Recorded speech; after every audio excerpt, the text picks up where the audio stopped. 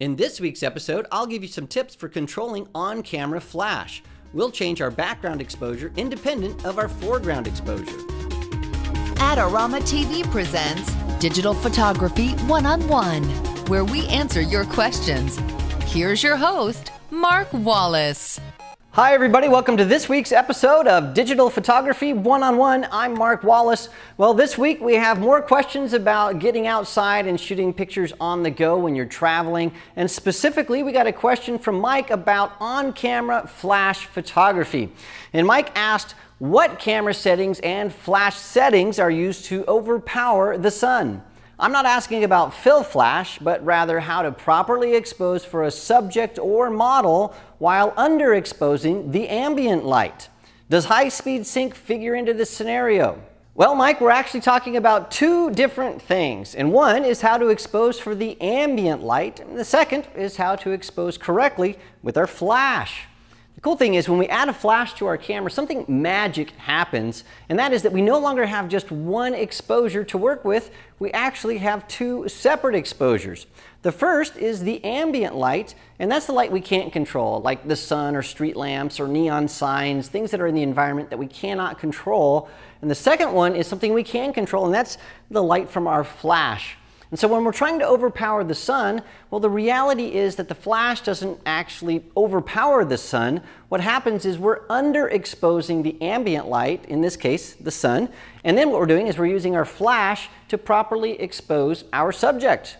Now, for a better understanding of all this stuff, we need to get out and do it. And so we're going to head down to the park and we're going to walk through all of these steps and show you the settings and everything that's involved. But before we do that, I need to point out one small thing.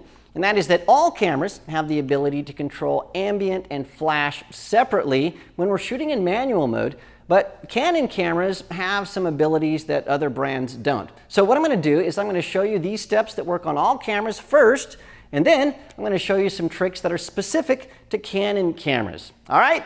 All right, well, let's get going. All right, well, now we're here at the park, and our model is Jade. This is her first video with this, and so she's going to be helping us out so I can explain how this works to you.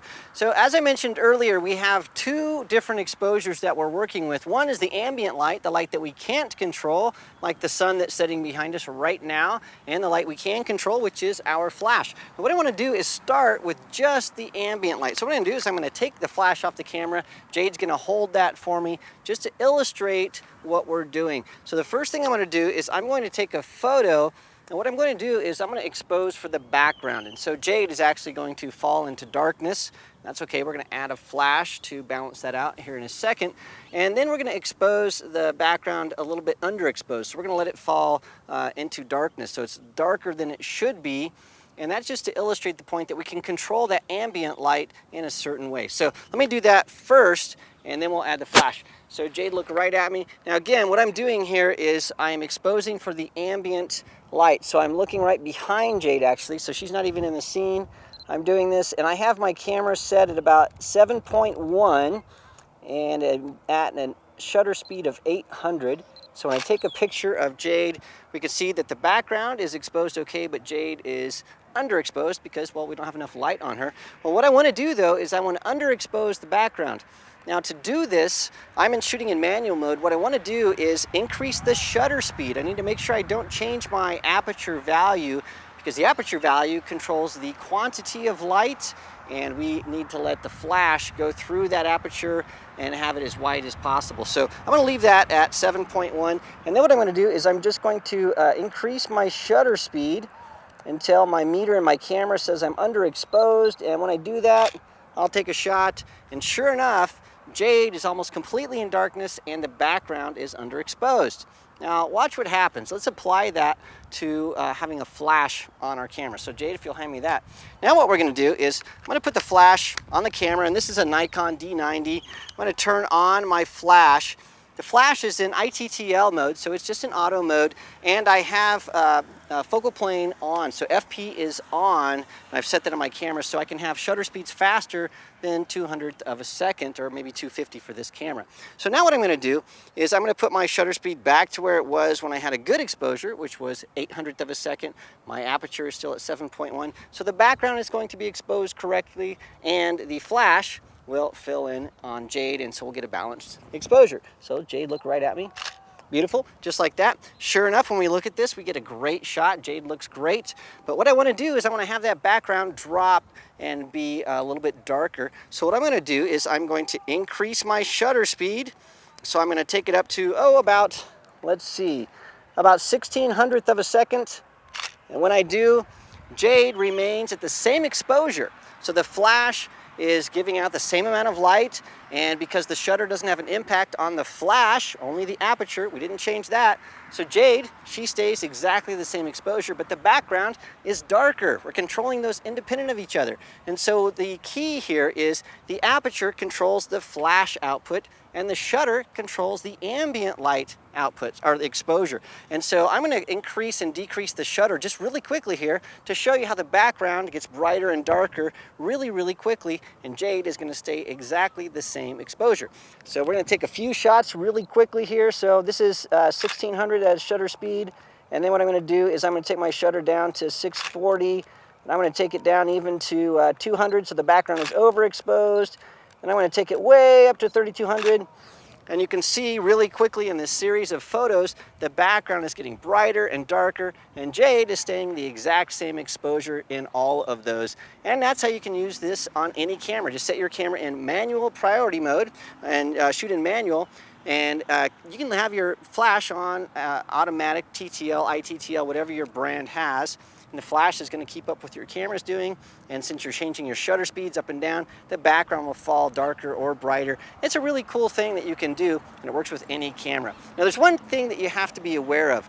These on-camera flashes only have so far that they can push light, and so if you try to do this at a distance of maybe 10 or 15 feet, it's not going to work because the flash isn't going to be bright enough to illuminate your subject. So you have to be sort of bright, or what you can do is you can get maybe a pocket wizard system or an off-camera flash system and put your flash close to your subject, and then the camera can get a little bit farther away and your speedlight is going to keep up. Well, as I mentioned on set earlier, the Nikons and every brand of camera can do this, but Canon has a way of doing it that's a little bit different. So I'm going to show you that now. I have a Canon here. This is a 7D, and this would work, doesn't matter what brand of Canon camera or make of Canon camera you have. So I've got my 7D here, and what I'm going to do is I'm going to put this in aperture priority mode. I don't have to shoot in manual mode, and I'm going to put my aperture to 7.1 to match what we did with our Nikon earlier. And what the camera is going to do is it is automatically going to expose for the background and fill in with a flash on our model. So let's just do that really fast. So Jade, look right at me. Beautiful. Okay, now we have this shot and it looks exactly as we'd expect it to look. And what we can do now, though, is we can use the rear wheel right here to change the exposure compensation. And by doing that, the camera is automatically going to change the background exposure. And so I'm going to do that really, really quickly here. So I've got my exposure set to correct. Then I have my exposure compensation to negative. Now to positive, there we go, just like that. And I'm just rolling this up and down. So this is +2, even, -2. And now when we look at these shots, you can see that the background is doing exactly what we showed you before. It is getting brighter and darker, but Jade, the exposure on her is staying exactly the same. So on a Canon camera, you can use exposure compensation to quickly change the background, and it's really neat. And there's one other thing you can do with the Canon camera that makes it unique, and that is you can change the exposure on your subject in this exact same way using flash exposure compensation. So on the top of this camera, I have a little flash plus or minus. Now watch what happens. I'll set my exposure compensation to be at 0. And so I'll take my first shot here, and it looks really good. And then what I'm going to do is I'm going to put my flash exposure compensation on, and I'll adjust the flash up or down. So watch this. So here's my first shot. Jade looks good. Then I'm going to take my flash exposure compensation down by 1, now by 2, up by 1, and now up by 2. Just like that, you can see that the exposure on the background stays the same, but the exposure on Jade is going up and down with my flash exposure compensation. They're disconnected, so you can control the flash and the ambient light separately. Now in other brands of cameras, when you use exposure compensation, what happens is the flash exposure and the ambient light exposure both go up and down together. They're not disconnected. The only way to disconnect those is to shoot in manual mode and do it yourself. Well, now you know the trick. You can control ambient light as well as controlling the light from the flash. Just remember, it's the shutter that controls the ambient light and it's the aperture that controls the light from the flash. And if you have a Canon camera, you can shoot in aperture priority mode and just use exposure compensation to make that background go up or down. It's really, really cool. And so that's all you need to know to control those two exposures. Well, thanks so much for joining us this week. It was a lot of fun working with Jade and getting those photos. I encourage you to try it out for yourself, and if you get some good shots, please post those to the Adorama Flickr group so we can all see those. And as usual, if you have a question about photography, please send it to me at askmark@adorama.com, and we just might use it on an upcoming episode. Well, thanks for joining me, and I'll see you again next week. This episode is brought to you by Adorama TV. Visit the Adorama Learning Center where you'll find photography tips and techniques, links to the gear used in this episode, and related videos. For all the latest photography, video, and computer gear, visit adorama.com. And the next time you're in New York City, visit our store located on 18th Street between 5th and 6th Avenue. Like the sun or lights in this, lights in the sky. It's like, how do I recover from that? Like lights in the sky from the UFOs. Do, do, do, do, do. One C says speed. Speed. I don't like this. I guess. Yeah, really loud. Okay, because that syncs the cameras together. That's our blooper for this week. Is the clap.